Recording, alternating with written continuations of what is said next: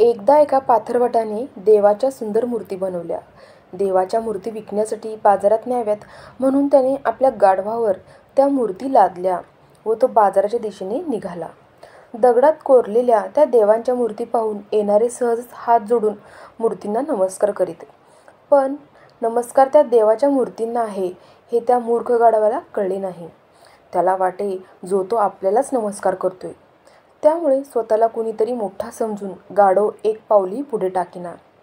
बराच वेळ पाथरवटाच्या लक्षात येईना. गाढव अडलंय का? आणि जेव्हा त्याच्या लक्षात आले तेव्हा हातातल्या काठीचा जोरदार फटका गाढवाला हाणत पाथरवटा म्हणाला, "प्रत्येक माणूस तुला नमस्कार करतोय आणि तू कोणी महान आहेस असं तुला वाटतंय? पण मूर्खा, लोक नमस्कार त्या मूर्तींना करताहेत. आता चल, नाहीतर आणखीन मार खाशील." तात्पर्य: खोट्या अहंकाराने फजितीची वेळ येते.